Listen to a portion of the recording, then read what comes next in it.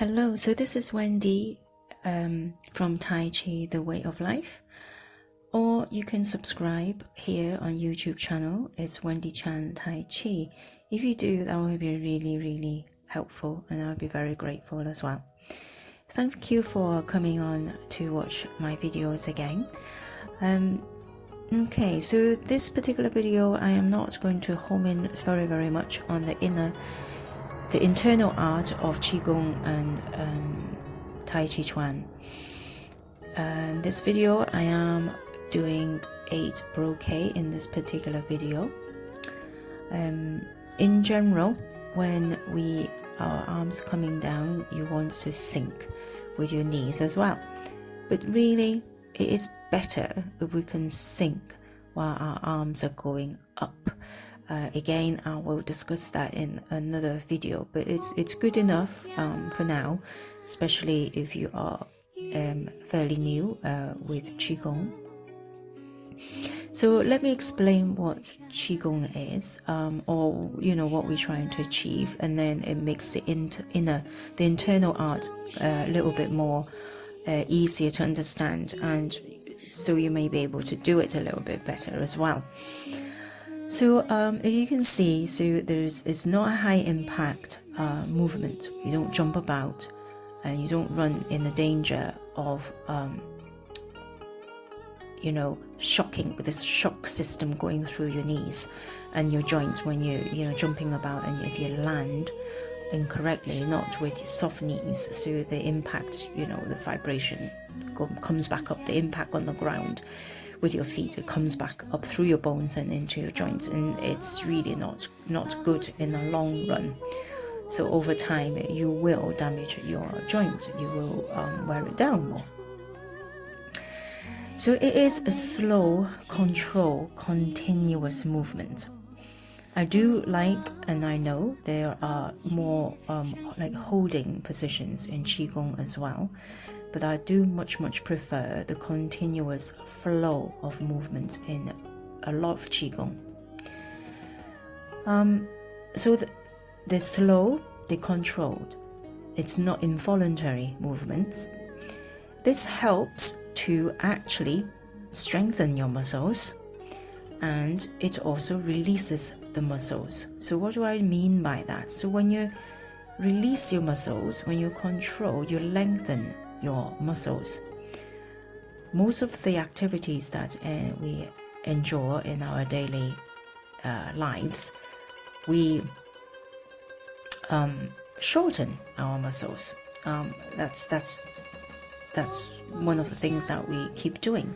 So muscles are in pairs. So if one muscles are shortened, then the other muscles are stretched, and so it has tension in them, and you are more likely to injuries because there's so much. It's just like as it's full extent, stretching all the time, and it's painful. And if you ever experience tight muscles, having knots, they're painful, and having overstretched muscles, you are prone to injury. So neither of those is situation you want your muscles to be in. So Qigong and Tai Chi actually lengthens your muscles. There's actually another reason why we do that, okay? But before I say that, it's the tension. We don't want to create tension. So again, imagine the tension in your back, in your shoulders. After a period of time, it creates problem. It becomes painful, and you can't do anything because it's a constant pain in a certain position. And also, if your muscles are lengthened, so they are relaxed, they lengthen, they nicely lengthen, they loosen. They're not tight, they're not under tension. It also doesn't pull, it doesn't strain on your joints. So when your muscles are tight, it pulls your joints in. Probably the easiest illustration is have a look at your spine. So if your spine, you've got discs, the cushions in between your spine, so that it makes your movements nice and comfortable. So the bone's not grinding for a start. So if your muscles are tight in your back, you basically compressing your spine all the time, 24/7. And that kind of squeezes, it can squeeze your discs. So it's pressing on it all the time, so it's squashing it all the time. But then if you're able to release your muscles, you're able to open your joints as well. So your joints is not compressed, they open. Not in the sense that they are not stable, open, but that they are open. Another advantage of having joints open is that, you know, blood supplies and oxygen supplies could get to them a little bit more effective. Oxygen supply is always a good starting point for repair and for healing and for just renewing. So there's you know, all sorts of reason why you want nicely extended muscle than a tight one or a tense one. All right, okay. So the control movement also, it creates what I call resistance. Again, this is the internal art as well, but I'm not going to talk about that in this video. So it's the internal art that you can creating a resistance to your movement. So it's a weight bearing, it becomes a weight bearing exercise, if you like.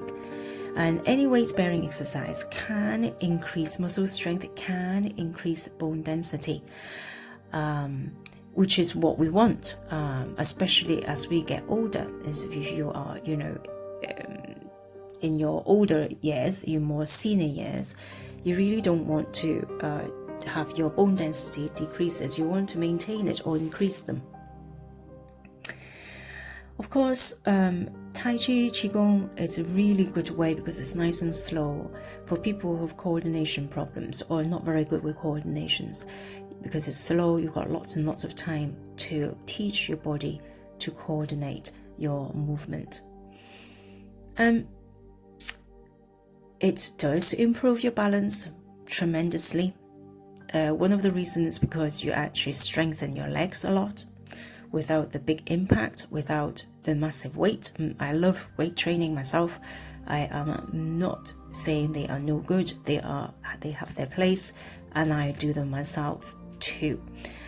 But this is good for people who probably not always been training, and it's definitely a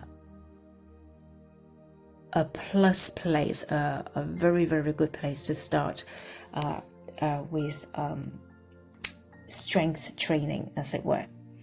A different kind of strength training, not like bulking, big muscle strength training. Okay, so I'm going to come back to this set I'm doing. So here I think I'm just doing some drills with the trunk, twisting from the trunk. I do emphasize on the hip and the trunk and the knees a lot. Just there, I was talking about moving from the trunk rather than moving from the hip and keeping the hip square up in front with your knees, because that's the only way you're going to keep your hip open.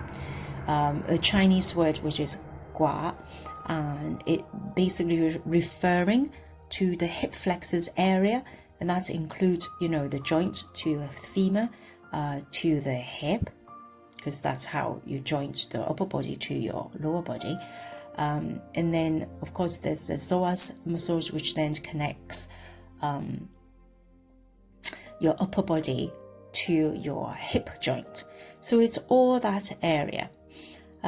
So I know I have finished this set right here, but I will think it will start next set in my next video. So thank you very much for watching, and I shall see you next time.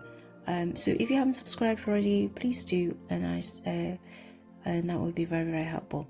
So thank you so much for watching, and bye bye for now, and God bless.